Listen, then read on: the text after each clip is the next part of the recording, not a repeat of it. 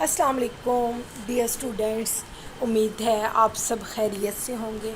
हमारा आज का लेक्चर है कॉन्सेप्ट ऑफ मोल। तो मोल के कॉन्सेप्ट को समझने से पहले ये ज़रूरी है कि हमें मोल का कॉन्सेप्ट पढ़ने की ज़रूरत क्यों है। Why we need the concept of mole. हमें मोल के कॉन्सेप्ट की ज़रूरत ही क्या है।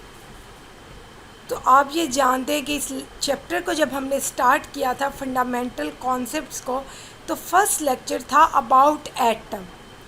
मीन्स हमने ये चैप्टर एटम से स्टार्ट किया। तो एटम क्या है? एटम एक एक्सट्रीमली स्मॉल पार्टिकल है।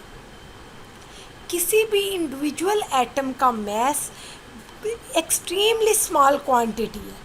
मतलब एक एटम बहुत ही छोटा पार्टिकल है और उस इंडिविजुअल एटम का मैस एक बहुत छोटी क्वांटिटी है, एक बहुत स्मॉल क्वांटिटी है। तो इससे क्या होता है, अगर एटम का मैस इतना कम होता है तो हम किसी एक इंडिविजुअल एटम का मैस वे ही नहीं कर सकते। हम किसी भी इंडिविजुअल एटम का मैस नहीं ले सकते, या फिर अगर हमें स्मॉल नंबर ऑफ़ एटम्स का मैस कहा जाए तो हम वो भी नहीं ले सकते डायरेक्टली, क्योंकि एटम तो इतना स्मॉल है कि एटम के मैस को लेने के लिए हमें एटॉमिक मैस यूनिट का सहारा लेना पड़ता है, AMU। और AMU इतना स्मॉल यूनिट है, इतना स्मॉल यूनिट है कि ग्राम्स के साथ हम इसका रिलेशनशिप फर्स्ट लेक्चर के अंदर या सेकंड लेक्चर के अंदर पढ़ के आए हैं। इसी चैनल पे फर्स्ट लेक्चर मौजूद है कॉन्सेप्ट ऑफ एटम और सेकंड लेक्चर है relative atomic molecular and formula mass. तो वहाँ पे हम एटॉमिक मैस को पढ़ते हैं और हम ये पढ़ते हैं कि एटम का मैस इतना स्मॉल होता है कि हम उसे एटॉमिक मैस यूनिट में एक्सप्रेस करते हैं। लेकिन हम इस एटॉमिक मैस यूनिट को कॉमनली लाइफ के अंदर इस्तेमाल कैसे कर सकते हैं? अगर हमें किसी भी एटम का मैस लेना पड़ जाए तो हम क्या करेंगे? हम एटॉमिक मैस को अपने यूनिट्स के अंदर मेजर करने की कोशिश करेंगे। मतलब किसी भी एटम के मैस को ग्राम्स के अंदर लेंगे, किलोग्राम्स के अंदर, पाउंड्स के अंदर एंड सो ऑन।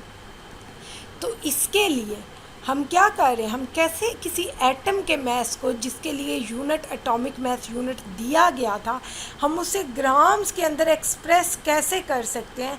तो हमें किसी न किसी पैरामीटर की ज़रूरत पड़ती है जो कि केमिस्ट्री के अंदर एक ऑथेंटिक स्केल के तौर पे यूज़ हो, और उसकी हेल्प से हम किसी भी एटम के एटॉमिक मैस को ग्राम्स के अंदर मेजर कर सकें। मतलब हमें अथॉरिटी दे दी जाए कि हम किसी भी एटम के मैस को ग्राम्स के अंदर लिख सकें। तो पहले तो हमने अभी तक जो पढ़ा है वो ये है कि एटम का मैस इतना स्मॉल होता है कि ग्राम्स के अंदर अगर आप उसे लिखना चाहें तो आपको 10⁻⁻24 तक लिखना पड़ता है। और इतनी ज़्यादा 10 की पावर, मतलब माइनस में इतनी ज़्यादा पावर लिखना और इन मैसेज को एक्सप्रेस करना बड़ा मुश्किल हो जाता है। तो क्या होता है एक्चुअली, एटॉमिक मैस को अगर हमें कहा जाए कि हम उसे कैसे इजीली मेजर कर सकते हैं, तो हम उससे जनाब ग्राम्स के अंदर ले सकते हैं। अब मैं ये कह रही हूँ कि आप किसी भी एटम का मैस, किसी एलिमेंट के मैस को ग्राम्स के अंदर एक्सप्रेस कर सकते हैं। तो कैसे? उसके लिए हमें मोल के कॉन्सेप्ट की ज़रूरत है।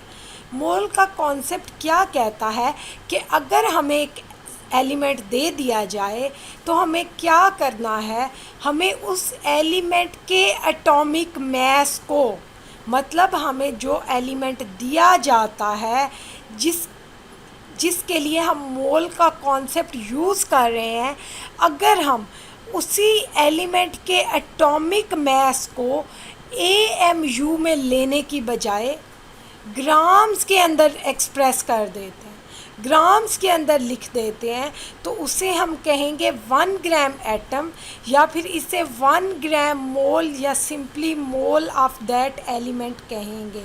मतलब किसी भी एलिमेंट का एक मोल क्या होता है? अब आपको आसान अल्फाज में बताया जाए कि किसी भी एलिमेंट का एक मोल क्या होता है अगर हम किसी एलिमेंट के एटॉमिक मास को AMU में लेने की बजाय ग्राम्स के अंदर ले लेते हैं तो वो हमारे पास फिर एक एटम का मास नहीं रहेगा। एटॉमिक मास ले रहे हैं, लेकिन अगर एटॉमिक मास को हम ग्राम्स के अंदर लिख रहे हैं तो इसका मतलब है कि वो किसी एक एटम का मास तो हो नहीं सकता, क्योंकि ग्राम्स के अंदर हम साथ पावर भी नहीं लिख रहे। एग्जैक्टली जितना एटॉमिक मास हमारे पास किसी भी एलिमेंट का AMU के अंदर था, हम उसी वैल्यू को डायरेक्टली अगर ग्राम्स के अंदर लिखें तो वो हमारे पास किसी भी एलिमेंट के 1 मोल के बराबर होता है। कैसे? इसके लिए पहली तो चीज़ हम एग्जाम्पल देखते हैं। देखिए 1 ग्राम एटम ऑफ हाइड्रोजन, मैं पिछले लेक्चर्स में भी ये बात काफ़ी दफ़ा बता के आई हूँ कि किसी भी मोल का दूसरा नाम ग्राम एटम है। क्यों? क्योंकि ये देखें कि 1 ग्राम एटम हम हाइड्रोजन के ले रहे हैं, हम हाइड्रोजन का सिंगल एटम नहीं लेते। मोल के अंदर कभी भी किसी एलिमेंट का सिंगल एटम नहीं लिया जाता, मोल के अंदर 1 ग्राम एटम लिए जाते हैं। क्या मतलब है कि हमारे पास यहाँ पे देखें 1 ग्राम एटम ऑफ हाइड्रोजन, ये किसके इक्वल है? 1.008 ग्राम। ये कैसे बन गया? हमारे पास तो सिंगल हाइड्रोजन का जो एटम है वो 1.00 AMU के इक्वल है, तो ये ग्राम्स के इक्वल होगा। इसका मतलब है कि हम इस AMU वाले फैक्टर को 1 ग्राम के साथ मल्टीप्लाई कर रहे हैं, मतलब हम 1 ग्राम हाइड्रोजन एटम्स ले रहे हैं। अगर हम 1 ग्राम हाइड्रोजन एटम्स लेंगे तो उसका मास 1.008 ग्राम्स होगा। मतलब अगर हम 1 मोल हाइड्रोजन एटम्स लेना चाहते हैं तो वो हमारे पास उनका मास 1.008 ग्राम्स होगा। इसी तरह अगर हम कार्बन के 1 ग्राम एटम्स लेते हैं तो वो हमारे पास 12 ग्राम्स के इक्वल होंगे। मतलब कार्बन के 1 ग्राम एटम हमारे पास 12 ग्राम के इक्वल, क्योंकि कार्बन का 12 AMU 1 ग्राम के साथ मल्टीप्लाई हुआ है। उसके बाद अगर हम यूरेनियम का 1 ग्राम एटम लें तो वो हमारे पास 238 ग्राम है, क्योंकि यूरेनियम का एटॉमिक मास 238 AMU है, लेकिन वो तो एक एटम का मास है। यूरेनियम के एक एटम का मास 238 AMU है, लेकिन अगर हम यूरेनियम के 1 ग्राम एटम्स लें तो वो हमारे पास 238 ग्राम मास हो जाएगा। मतलब हमारे पास यूरेनियम का 1 मोल 238 ग्राम्स मास के इक्वल है। अंदाज़ा करें कि उसमें यूरेनियम के फिर कितने ज़्यादा एटम्स मौजूद होंगे। लेकिन ये बात याद रखें कि हम 1 ग्राम एटम ले रहे हैं, सबका 1 ग्राम एटम ही हाइड्रोजन ले रहे हैं, 1 ग्राम एटम ही कार्बन ले रहे हैं और 1 ग्राम एटम ही यूरेनियम ले रहे हैं। मतलब आप ये समझें कि हम एक लिहाज से एक मोल ले रहे हैं। हम 1 मोल हाइड्रोजन का ले रहे हैं, 1 मोल कार्बन का और 1 मोल यूरेनियम का ले रहे हैं। तो हाइड्रोजन का 1 मोल हमारे पास 1.008 ग्राम्स के इक्वल है, कार्बन का 1 मोल हमारे पास 12 ग्राम्स के इक्वल है, यूरेनियम का 1 मोल हमारे पास 238 ग्राम्स के इक्वल है। तो ये हमने ग्राम्स हम ये देखते हैं, हम यहाँ से ये कंक्लूड करते हैं कि अगर हम डिफरेंट एलिमेंट्स का 1 ग्राम एटम लें, या फिर हम ये कहते हैं कि अगर हम डिफरेंट एलिमेंट्स का 1 मोल लें तो उनके मैसेज डिफरेंट होते हैं। बेटा ये बात याद रखें, एटॉमिक मास जब हमने पढ़ा था तब हमने ये पढ़ा था कि एटॉमिक मास भी हाइड्रोजन का कार्बन से डिफरेंट होता है, कार्बन का ऑक्सीजन से डिफरेंट होता है, ऑक्सीजन का मैग्नीशियम से डिफरेंट होता है, मैग्नीशियम का यूरेनियम से डिफरेंट होता है। जब एटॉमिक मास डिफरेंट होंगे तब हमारे पास मोलर मास भी तो डिफरेंट होंगे। लेकिन ये मोलर मास क्या, हम इसे देखते हैं।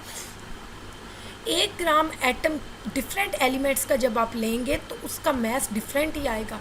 1 ग्राम एटम क्या है एक्चुअली, ये 1 मोल है। और 1 मोल हमारे पास, आप ये समझें कि इतना बड़ा एक यूनिट है कि उसके अंदर 1 मोल हमारे पास किसी भी एटम के एटॉमिक मास को अगर ग्राम्स में लिखा जाए तो वो 1 मोल हो जाए।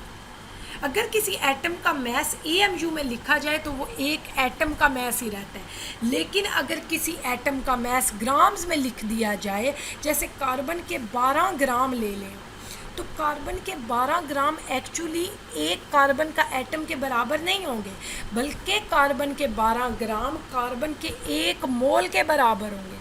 इसी तरह से मैग्नीशियम के 24 ग्राम मैग्नीशियम के 1 मोल के बराबर होंगे।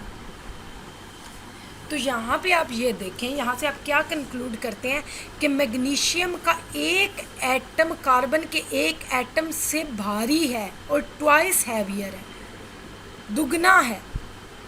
मैग्नीशियम के एक एटम का मास क्योंकि 24 AMU है और कार्बन के एक एटम का मास 12 AMU है। तो ऑब्वियसली जब 1 ग्राम एटम लिए जाएंगे तो हमारे पास एटॉमिक मास यूनिट जो है वो ग्राम्स के अंदर कन्वर्ट हो जाता है। आप ये समझें, सिंपली आप 12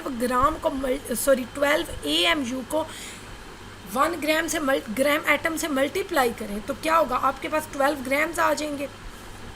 तो हमारे पास 1 मोल कार्बन के अंदर 12 ग्राम मास होता है, 1 मोल मैग्नीशियम के अंदर 24 ग्राम मास होता है। ये तो है मोलर मास, क्योंकि ये 1 मोल का मास है। तो कार्बन के 1 मोल का मास 12 ग्राम है और मैग्नीशियम के 1 मोल का मास 24 ग्राम है।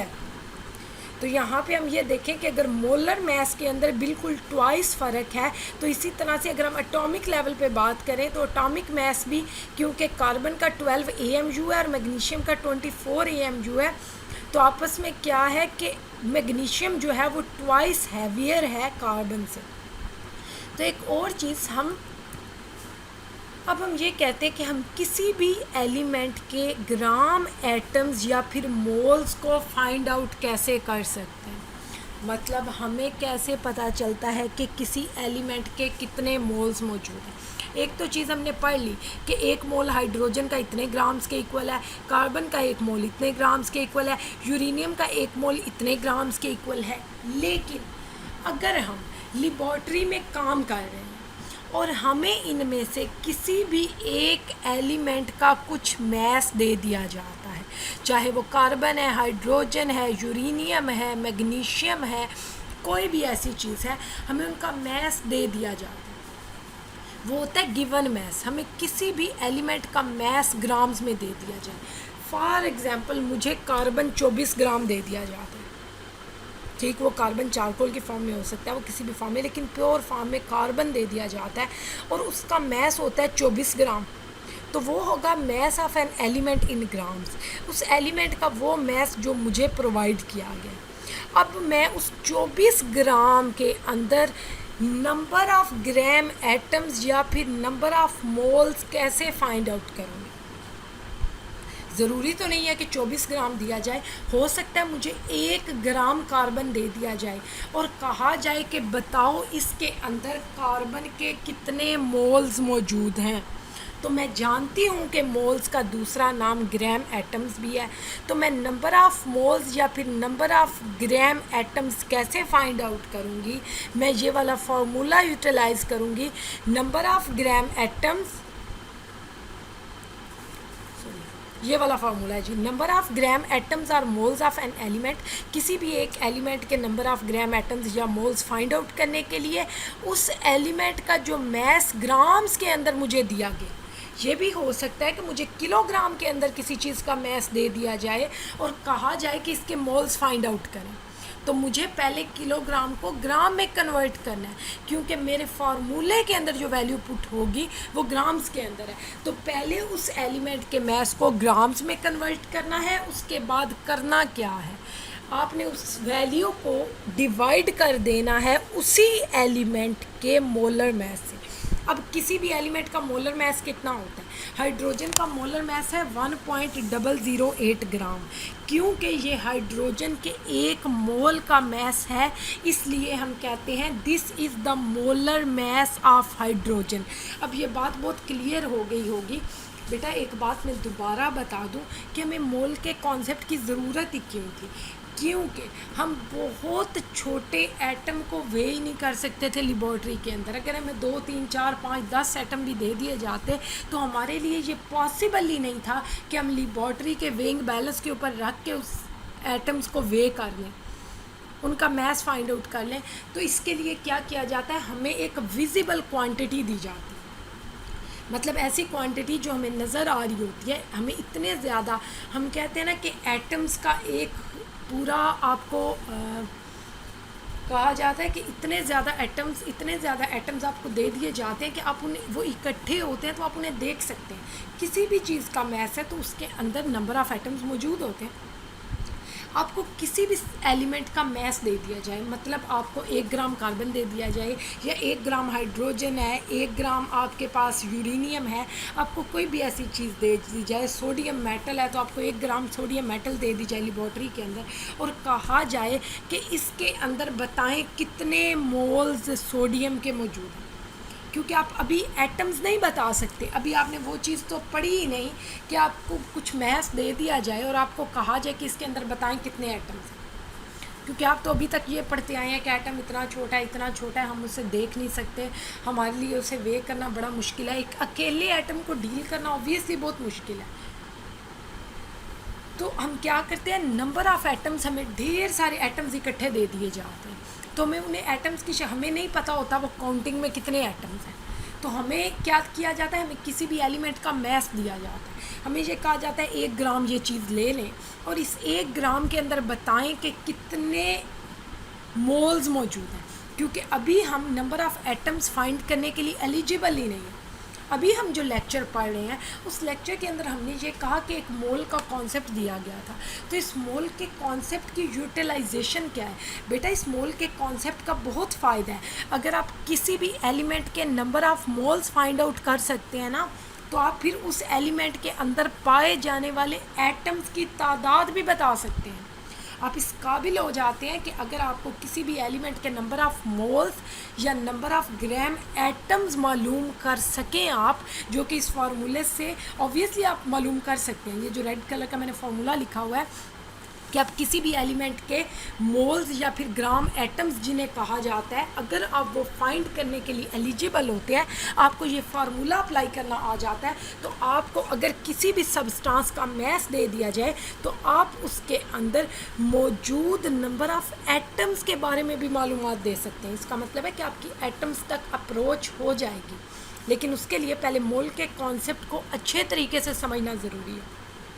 अब मोल के कॉन्सेप्ट ने क्या किया, मोल के कॉन्सेप्ट ने ये कहा कि किसी भी एलिमेंट का एटॉमिक मास, वो ही एक्चुअल एटॉमिक मास जो हम पहले भी याद करके आए हैं, उसे AMU की बजाय अगर ग्राम्स के अंदर लिखा जाए तो फिर वो एटॉमिक मास नहीं रहता, वो मोलर मास बन जाता है उसी एलिमेंट का, क्योंकि वो पूरे 1 मोल का मास हो जाता है। और 1 मोल के अंदर कितने एटम्स मौजूद हैं ये हम अगले लेक्चर में पढ़ेंगे। अगला लेक्चर हमें ये बताएगा कि किसी 1 मोल के अंदर कितने नंबर ऑफ़ एटम्स मौजूद हैं। अभी हम अपनी आसानी के लिए हम एटम्स को काउंट नहीं कर सकते, हम क्या करते हैं, हम मैस ले लेते हैं, क्योंकि मैस को हम वे कर सकते हैं। तो हमें किसी भी एलिमेंट का मैस ग्राम्स में दे दिया जाए तो हम क्या करते हैं, ग्राम्स के अंदर जो गिवन मैस होता है, इसे गिवन मैस भी कहते हैं, उसे डिवाइड करते हैं उसी एलिमेंट के मोलर मास के साथ, जो कि हमें ज़ुबानी याद होना चाहिए। हाइड्रोजन के लिए 1.008 है, कार्बन के लिए 12.000 ग्राम्स है, यूरेनियम के लिए 238 ग्राम्स है। तो ये सारे फिगर्स हमें हर एलिमेंट का, जो कि कॉमनली यूज्ड एलिमेंट है, उनके मोलर मास फिंगर टिप्स में आने चाहिए। अगर हमें एटॉमिक मास आते होंगे तो ऑब्वियसली वही एटॉमिक मास अगर हम ग्राम्स में लिखेंगे तो वो मोलर मास हो जाएगा।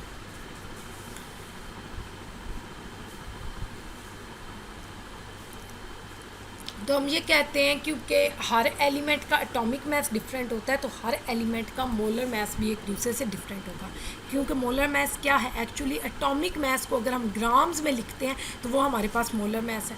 तो ये तो केस था एटम का। अब हम मॉलिक्यूल की बात करते हैं कि अगर हमें किसी भी सब्सटेंस का मॉलिक्यूलर मास देना, मतलब अगर हम किसी भी सब्सटेंस के मॉलिक्यूलर मास को AMU में लिखने की बजाय ग्राम्स के अंदर लिखें तो उसे ग्राम मॉलिक्यूल या ग्राम मोल या फिर मोल ऑफ द सब्सटेंस कहा जाएगा। मतलब इसको समझाने के लिए मैं आपको एग्जांपल देती हूँ। वाटर का के 1 ग्राम मॉलिक्यूल, अब ये याद रखें यहाँ पे 1 ग्राम एटम नहीं लिखा जाएगा क्योंकि वाटर एक मॉलिक्यूल है, एटम नहीं है। वाटर एक ट्राई एटॉमिक मॉलिक्यूल है। ये कॉन्सेप्ट भी मैं प्रीवियस लेक्चर्स के अंदर समझा के आई हूँ। अगर आपने अभी तक प्रीवियस लेक्चर्स विज़िट नहीं किए तो उन्हें विज़िट करें ताकि आपके लिए अंडरस्टैंडिंग ईजी हो जाए।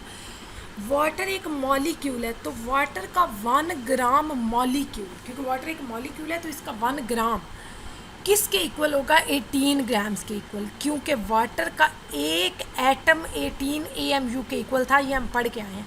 तो एक 18 जब हमारे पास 1 ग्राम एटम के साथ मल्टीप्लाई होगा तो क्या होगा, हमारे पास ये 18 ग्राम्स हो जाएगा। वाटर का 1 मोल हमारे पास 18 ग्राम्स के इक्वल है। सल्फ्यूरिक एसिड H2SO4 का 1 ग्राम मॉलिक्यूल या फिर 1 मोल हमारे पास 98 ग्राम्स के इक्वल है। उसके बाद हमारे पास सुक्रोज़ का 1 ग्राम मॉलिक्यूल 342 ग्राम्स के इक्वल है। तो बेटा ये आपको ज़्यादा मुश्किल नहीं होगी। अगर आपको एटॉमिक मास का पता है और मॉलिक्यूलर मास का पता है तो आपको मोलर मास समझने में ज़्यादा मुश्किल नहीं होगी। क्योंकि वाटर का आप जानते हैं कि 1 ऑक्सीजन और 2 हाइड्रोजन, तो मास बनता है 18 AMU, लेकिन अगर ग्राम्स में है तो वो 18 ग्राम्स हो जाएगा। सल्फ्यूरिक एसिड होता है H2SO4, तो 2 हाइड्रोजन का मास प्लस 1 सल्फ़र का मास प्लस 4 ऑक्सीजन्स का मास, तो वो सारा टोटल बनता है 98 ग्राम्स। आई थिंक ये पिछले लेक्चर्स में मैंने कैलकुलेशंस भी कराई थी। उसके बाद सुक्रोज होता है C12H22O11। तो उन सारी चीज़ों का मास जब आप पुट करेंगे और ग्राम्स के अंदर पुट करेंगे तो वो हमारे पास 342 ग्राम्स के इक्वल हो जाएगा। तो मतलब आप किसी भी मॉलिक्यूल का जो मॉलिक्यूलर मास है उससे अगर ग्राम्स के अंदर एक्सप्रेस करते हैं तो वो आपके पास उस मॉलिक्यूल का मॉलिक्यूलर मास नहीं बल्कि उस मॉलिक्यूल का मोलर मास बन जाएगा। तो इसका मतलब है कि इस मॉलिक्यूल के 1 मोल का मास 18 ग्राम है, इस मॉलिक्यूल के 1 मोल का मास 98 ग्राम है, इस मॉलिक्यूल के 1 मोल का मास 342 ग्राम है। तो इसका मतलब है कि मॉलिक्यूल्स के आपस में मास में कितना ज़्यादा फ़र्क है। वो तो ऑब्वियसली जब उनके अंदर मौजूद, इन मॉलिक्यूल्स के अंदर मौजूद एटम्स ही डिफरेंट है और उन एटम्स का नंबर, उनकी तादाद भी डिफरेंट है। जैसे ये ट्राई एटॉमिक मॉलिक्यूल है, सल्फ्यूरिक एसिड हमारे पास हेप्टाटॉमिक मॉलिक्यूल है, सुक्रोज हमारे पास, हम इसे जनरली पॉली एटॉमिक मॉलिक्यूल कह देते हैं क्योंकि पॉली एटॉमिक मॉलिक्यूल कह देते हैं क्योंकि इसके अंदर काफ़ी ज़्यादा एटम्स मौजूद हैं। तो हम किसी भी मॉलिक्यूल के नंबर ऑफ़ ग्राम मॉलिक्यूल्स या फिर मोल्स कैसे फाइंड करेंगे किसी भी सब्सटेंस के, हमें उस मॉलिक्यूलर सब्सटेंस का ग्राम्स के अंदर जितना मास दिया जाएगा हम उसे उस सब्सटेंस के मॉलिक्यूलर 1 ग्राम मॉलिक्यूलर मास या फिर हम 1 molar mass of the substance से डिवाइड कर देंगे। मोलर मास ये वाला है। जैसे हमारे पास वाटर का मोलर मास 18 ग्राम है, सल्फ्यूरिक एसिड का मोलर मास 98 ग्राम है, सुक्रोज का मोलर मास 342 ग्राम है। तो हमारे पास हर सब्सटेंस का मोलर मास डिफरेंट है। तो हमें जब उस मॉलिक्यूल का ग्राम्स के अंदर कुछ मास दिया जाएगा तो हम उस मास को जब मोलर मास से डिवाइड करते हैं तो हमारे पास उस मॉलिक्यूल के, उस मॉलिक्यूलर सब्सटेंस के नंबर ऑफ़ ग्राम मॉलिक्यूल्स या फिर नंबर ऑफ़ मोल्स आ जाएंगे। मतलब आप सल्फ्यूरिक एसिड के नंबर ऑफ़ मोल्स भी फाइंड आउट कर सकते हैं, आप वाटर के नंबर ऑफ़ मोल्स भी फाइंड आउट कर सकते हैं, लेकिन उसके लिए आपके पास एक गिवन मैस होना चाहिए और गिवन मैस को आप मोलर मैस से जो आके हमेशा आपको ज़ुबानी आता होना चाहिए, वो मोस्टली आपको बताया नहीं जाएगा, लेकिन कुछ केसेस में शायद बताया भी जाता है। फर्स्ट ईयर में बता दिया जाता है कि इस सब्सटेंस का मोलर मैस इतना है तो आप इसके number of moles find out करें, इसका गिवन मैस इतना है और मोलर मैस इतना है। मतलब आपको न्यूमरेटर डिनोमिनेटर दोनों वैल्यूज़ बताई जाती हैं, लेकिन फार्मूला आपने खुद लिखना होता है और उसके बाद वैल्यूज़ पुट करके कैलकुलेशन करनी होती है। तो आप इस तरह से किसी भी मॉलिक्यूलर सब्सटेंस के number of moles find out कर सकते हैं। तो इसका मतलब है कि डिफरेंट मॉलिक्यूलर सब्सटेंसेस के अंदर 1 ग्राम मॉलिक्यूल अगर हम लें, जैसे यहाँ पे देखें आपको नज़र आ रहा है 1 ग्राम मॉलिक्यूल वाटर का, मतलब वाटर का 1 मोल 18 ग्राम के इक्वल है। 1 gram molecule of sulphuric acid, मतलब सल्फ्यूरिक एसिड का 1 मोल 98 ग्राम के इक्वल है। 1 ग्राम मॉलिक्यूल ऑफ सुक्रोज, मतलब सुक्रोज का 1 मोल 342 ग्राम्स के इक्वल है। तो हमारे पास जो डिफरेंट मॉलिक्यूलर सब्सटेंसेस हैं उनके 1 ग्राम मॉलिक्यूल का मैस डिफरेंट है। उन सब के 1 मोल अगर हम लेते हैं तो उन सब के मैसेस डिफरेंट होते हैं, क्योंकि जब वो एटॉमिक लेवल पे एक दूसरे से डिफरेंट है तो ऑब्वियसली वही एटॉमिक मैस तो ग्राम्स के साथ मल्टीप्लाई हो रहा है 1 ग्राम के साथ, तो वही एटॉमिक मैस सिर्फ 1 ग्राम के साथ मल्टीप्लाई हो रहा है, तो ग्राम में वो कन्वर्ट हो जाएगा यूनिट।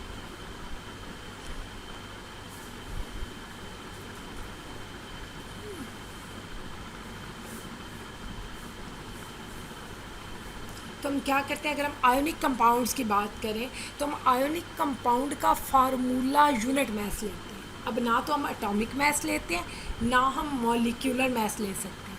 क्यों नहीं ले सकते ये हम आगे जाके देखेंगे। आयोनिक कंपाउंड के केस में हम हमेशा फार्मूला यूनिट मैस लेते हैं और उसी को ग्राम्स के अंदर एक्सप्रेस करें तो वो हमारे पास उस सब्सटेंस का ग्राम फार्मूला बन जाएगा। मतलब क्योंकि आयोनिक कंपाउंड्स मॉलिक्यूलर फॉर्म में एग्जिस्ट ही नहीं करते, ये मॉलिक्यूल की शक्ल में नहीं पाए जाते, तो हम फिर क्या करते हैं, ये आयंस जो हैं आयंस के इकट्ठ को आयोनिक कंपाउंड कहते हैं। मतलब डिफरेंट आयंस जो हैं वो जब आपस में कंबाइन होकर कुछ बनाते हैं तो वो हमारे पास आयोनिक कंपाउंड बनाते हैं एक्चुअली। तो आयोनिक कंपाउंड के अंदर क्योंकि डिफरेंट आयंस मौजूद होंगे और उन आयंस का एटॉमिक मैस होगा, क्योंकि मैस क्या होता है, number of proton number of proton या फिर न्यूट्रॉन होते हैं, और चार्ज जो होता है आयंस के ऊपर वो तो इलेक्ट्रॉन्स की वजह से होता है, क्योंकि इलेक्ट्रॉन्स के अंदर कमी बेशी होती है जिसकी वजह से किसी भी एटम के ऊपर चार्ज आता है वो आयन में कन्वर्ट होता है। इसका मतलब है न्यूक्लियस के अंदर तो कोई फ़र्क नहीं आता, न्यूक्लियस तो सेम रहता है, सिर्फ चार्जेस पे फ़र्क आता है और वो इलेक्ट्रॉनिक लेवल पे फ़र्क आता है। तो हमारे पास एटॉमिक मैस तो आयनिक फॉर्म में भी सेम रहेगा।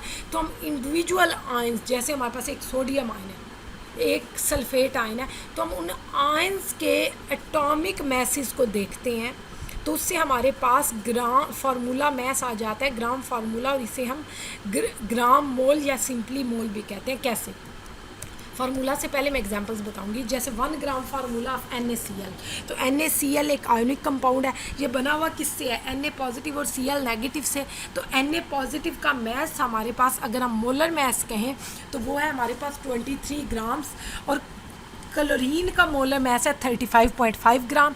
जब हम 23 और 35.5 को प्लस करते हैं तो 58.5 ग्राम्स आ जाता है। मतलब 1 ग्राम, अब यहाँ पे हम 1 ग्राम एटम नहीं लिखेंगे, 1 ग्राम मॉलिक्यूल नहीं लिखेंगे, यहाँ पे हम लिखेंगे 1 ग्राम फार्मूला। NaCl का किसके इक्वल है, 58.50 ग्राम्स के इक्वल। कैसे इक्वल आया है, Na के मोलर मैस को Cl के मोलर मैस के अंदर प्लस किया तो हमारे पास 58.50 ग्राम्स आ गया। इसी तरह 1 ग्राम फार्मूला सोडियम कार्बोनेट का, तो ये कैसे आएगा, 2 क्योंकि सोडियम है तो एक सोडियम का मोलर मैस 23 ग्राम्स है, 23 जब 2 से मल्टीप्लाई होगा तो वो हो जाएगा 46 के अंदर आप कार्बन का मोलर मैस जो कि 12 ग्राम है, आप पीछे पढ़ के आए हैं इसी लेक्चर के अंदर, उसको इसके अंदर प्लस करेंगे। उसके बाद आप 3 ऑक्सीजन है तो 3 ऑक्सीजन के लिए 36 ग्राम होता है, वो आप इसके अंदर प्लस करेंगे। अब सारी वैल्यूज़ को प्लस करेंगे तो 106 ग्राम्स बनेगा। मतलब 1 ग्राम फार्मूला सोडियम कार्बोनेट का 106 ग्राम्स के इक्वल। तो ये हम क्यों पढ़ रहे हैं एग्जाम्पल्स, ये हमारे पास ऊपर फार्मूला के अंदर इम्प्लीमेंट होंगे। उसके बाद हमारे पास सिल्वर नाइट्रेट का जो ग्राम फार्मूला है वो किसके इक्वल है, सिल्वर का mass plus nitrogen plus 3 oxygen का मैस, तो 170 ग्राम्स के इक्वल है। अब आप किसी भी आयोनिक कंपाउंड के आयंस नंबर ऑफ मोल्स को कैसे फाइंड आउट कर सकते हैं, आप उसका ग्राम फार्मूला कैसे फाइंड आउट कर सकते हैं। मतलब आपको अगर कोई भी मैस दे दिया जाए, NaCl 58 की बजाय 5.8 ग्राम दे दिया जाए, तो आप कैसे बताएंगे कि NaCl के कितने मोल्स के बराबर है, क्योंकि NaCl का 1 मोल 58.50 ग्राम्स के इक्वल है, सोडियम कार्बोनेट का 1 मोल 106 ग्राम्स के इक्वल है, सिल्वर नाइट्रेट का 1 मोल 170 ग्राम्स के इक्वल है, लेकिन अगर आपको 170 की बजाय सिर्फ 17 ग्राम सिल्वर नाइट्रेट दे दिया जाए और आपसे पूछा जाए कि इसके अंदर कितने मोल्स मौजूद हैं, तो आप कैसे कैलकुलेट करेंगे? अगर आपको सोडियम कार्बोनेट 10.6 ग्राम दे दिया जाए और पूछा जाए कि आप इसके अंदर कितने नंबर ऑफ मोल्स हैं बताएं, अगर आपको 5.85 ग्राम NaCl दे दिया जाए और पूछा जाए कि इसके अंदर कितने मोल्स मौजूद है, तो आप ये फार्मूला लगाएंगे, नंबर ऑफ ग्राम फार्मूला और मोल्स ऑफ द सब्सटेंस, तो ये किसके इक्वल है? गिवन मैस जो कि आपको दिया जाएगा वो आप न्यूमरेटर के अंदर पुट करेंगे, बटे से ऊपर पुट करेंगे। Mass of the ionic substance in grams, substance का वो मैस जो आपको ग्राम्स के अंदर दिया गया है उसे आप न्यूमरेटर में लिखेंगे, और उसके बाद आप आयोनिक सब्सटेंस का ये जो फार्मूला मैस है इसे हम फार्मूला मैस कहेंगे, क्योंकि ये ग्राम फार्मूला है ना, तो ना तो ये मॉलिक्यूलर मैस होगा ना ये एटॉमिक मैस होगा, बल्कि हम इसे मोलर मैस तो कह ही सकते हैं, लेकिन आयोनिक सब्सटेंस के केस में हम स्पेशली इसे फार्मूला मैस कहते हैं। जब हम इसे इससे डिवाइड करते हैं तो हमारे पास वैल्यू आ जाएगी, वो होगी नंबर ऑफ ग्राम फार्मूला या फिर नंबर ऑफ मोल्स। जैसे हम 10.6 ग्राम को डिवाइड कर दें 106 ग्राम से, तो उससे हमारे पास कितने मोल्स आएंगे सोडियम कार्बोनेट के। तो इस तरह से हम सब्सटेंस के गिवन मैस से उसके number of moles find out कर सकते हैं। तो इसके अंदर की पॉइंट क्या है कि हमारे पास आयोनिक मैस, आयोनिक स्पीशी का हमेशा ग्राम्स में एक्सप्रेस किया जाता है, तो हमारे पास 1 ग्राम या 1 मोल ऑफ आयंस हम लिखते हैं कि हमारे पास 1 मोल आयंस इसके इक्वल है, इतने मैस के इक्वल हैं। तो इसके different examples, formula mass, formula क्या इसके लिए यूज़ होगा? नंबर ऑफ ग्राम आयंस या फिर मोल्स ऑफ आयोनिक स्पीशी, क्योंकि यहाँ पे हम बात कर रहे हैं इंडिविजुअल आयंस की। पीछे तो हम बात कर रहे थे ना पूरे आयोनिक कंपाउंड की, लेकिन यहाँ पे अगर हमें ग्राम आयन या मोल्स आयोनिक स्पीशीज़ के, मतलब आयंस के अलग अलग number of moles find out करने पड़ जाएं कि किसी सिस्टम के अंदर इन आयंस के, हो सकता है ना हमारे पास आयोनिक कंपाउंड का सोल्यूशन मौजूद हो और वो उस हमें वहाँ से फाइंड आउट करना पड़ जाए कि इस आयोनिक स्पीशी के कितने मोल्स मौजूद हैं, तो उसके लिए हम आयोनिक स्पीशी का ग्राम्स के अंदर जो गिवन मैस होगा उससे लेंगे और इसे डिवाइड करेंगे आयोनिक स्पीशी के फार्मूला मैस के साथ। तो फार्मूला मैस आयोनिक स्पीशीज़ का कितना है वो हम यहाँ पे पढ़ते हैं। हाइड्रोक्सल आयन के लिए ग्राम आयन कितना होता है? 1 मोल किसके इक्वल होता है? 17 ग्राम्स के, क्योंकि हाइड्रोक्सल क्या होता है? OH, ऑक्सीजन के लिए 16, हाइड्रोजन के लिए 1। उसके बाद हमारे पास सल्फेट आयन के ग्राम आयन किसके इक्वल होते हैं? 96 ग्राम्स के, क्योंकि सल्फर 32 और 4 oxygen 16 multiplied by 4 64, 64 plus 32 96 grams आ जाते हैं, क्योंकि हम मोलर मैस ग्राम्स के अंदर ले रहे हैं। उसके बाद कार्बोनेट का अगर हम 1 ग्राम लेते, 1 ग्राम आयन लेते हैं, ion 1 gram ion of carbonate, तो वो हमारे पास 60 ग्राम्स के इक्वल है। तो हम पूरे लेक्चर में ये कंक्लूड करते हैं कि अगर हम किसी एटम के एटॉमिक मैस को, किसी मॉलिक्यूल के मॉलिक्यूलर मैस को, किसी आयोनिक सब्सटेंस के फार्मूला मैस को ग्राम्स के अंदर लिखते हैं, तो वो उस सब्सटेंस का मोलर मैस होता है। मतलब मोल का कॉन्सेप्ट क्यों दिया गया था? क्योंकि ताकि हमें मोलर मैस की तरफ जा सकें। हम एटॉमिक मैस वे ही नहीं कर सकते, तो फिर हम मोलर मैस वे कर सकें। तो मोलर मैस आप 0.1 मोल भी ले सकते हैं किसी सब्सटेंस का, ज़रूरी नहीं है 1 मोल होता है। आप किसी भी सब्सटेंस के हमेशा 1 मोल नहीं लेंगे, क्योंकि आप बहुत परेशान हो जाएंगे कि हम NaCl के 58.5 ग्राम हर दफ़ा लेंगे। नहीं, आप 0.58 ग्राम भी ले सकते हैं, लेकिन क्योंकि 0.58 ग्राम भी एक वेएबल क्वांटिटी है, उसके अंदर भी वो वे कर सकते हैं। वेइंग बैलेंस पे सिंपली ग्राम्स को 0.5 ग्राम आप इजीली मेजर कर सकते हैं। आप इवन 0.05 ग्राम भी मेजर कर सकते हैं, 0.058 NaCl के लिए। तो आप वे कर सकेंगे। जब आप वे कर सकेंगे तो फिर आप फार्मूला लगा के आप क्या करेंगे, आप उनको कैलकुलेट कर लेंगे कि इस 0.058 ग्राम्स के अंदर कितने मोल्स मौजूद हैं NaCl के। तो मैस आयोनिक सब्सटेंस का अगर हमारे पास फॉर एग्जांपल 0.0005 हो, 0005 थोड़ी सी मेजरमेंट मुश्किल हो जाएगी, 0.05 ग्राम्स चलें कर लें, 0.058 ग्राम। तो देखें हम इसे कितना कम कर रहे हैं, 0.058 ग्राम, मतलब हम इसे 1000 टाइम कम कर रहे हैं। तो हमारे पास ये तो 1 मोल है ना, तो 1 मोल की मतलब है हमारे पास 10⁻³ मोल हो जाएगा। 1 × 10⁻³ मोल, क्योंकि हम 1000 टाइम मैस कम करें। जब हमारे पास मैस कम होगा तो फिर जब न्यूमरेटर के अंदर वैल्यू छोटी हो जाएगी, बटे के ऊपर वैल्यू छोटी होगी तो आंसर भी तो उतना ही छोटा आएगा। जब हमें गिवन मैस, जिसे हम मैस ऑफ आयनिक सब्सटेंस कहते हैं, जो हमें लेबॉर्ट्री में कहा जाता है कि इतना मैस आप ले लें, जब हम एक्सपेरिमेंट करते हैं तो हमें कहा जाता है कि मैं स्टूडेंट्स को कहती थी, वो कोई भी कुछ भी कर रहे होते थे कोई काम लेबॉर्ट्री के अंदर, तो मैंने कहती थी कि 0.5 ग्राम या 0.05 ग्राम जो है वो आप सब्सटेंस ले लें। तो जब आप इतनी थोड़ी क्वांटिटी ले रहे होते हैं तो आपको पता होना चाहिए कि इसके अंदर एटम्स कितने हैं। तो एटम्स का पता तो तब चलेगा, पहले आपको ये तो पता हो कि इस इतनी थोड़े मैस के अंदर मोल्स कितने हैं। तो मोल्स फाइंड आउट करने के लिए उस मैस को आप फार्मूला मैस से, आयनिक सब्सटेंस के केस में फार्मूला मैस से डिवाइड करेंगे, जो कि ये है, तो आपके पास नंबर ऑफ़ मोल्स आ जाएंगे। तो वो सारी चीज़ें कि हमारे पास क्या आता है, हम कैसे नंबर ऑफ़ मोल्स को कैलकुलेट करते हैं। जब हमें नंबर ऑफ़ मोल्स कैलकुलेट करने आ जाते हैं ना, जब हम नंबर ऑफ़ मोल्स कैलकुलेट कर लेंगे तो फिर हम किसी भी गिवन मैस के अंदर, चाहे वो एटॉमिक मैस हो, मॉलिक्यूलर मैस हो या फार्मूला मैस हो, हम उसके अंदर मौजूद नंबर ऑफ़ एटम्स को भी फाइंड आउट कर लेंगे। तो उसके लिए नेक्स्ट लेक्चर देखना मत भूलिएगा। चैनल को सब्सक्राइब कर लें ताकि आपको लेटेस्ट वीडियोस के नोटिफिकेशन टाइम पे मिलते रहें। Wish you best of luck. अगर आपको लेक्चर पसंद आए तो अपने फ्रेंड्स के साथ ज़रूर शेयर करें। मैं अपने लेक्चर को हमेशा की तरह एक कोटेशन के साथ कंक्लूड करूंगी, एंड करूंगी। Successful and unsuccessful people don't vary greatly in their abilities, they vary in their desires to reach their potential.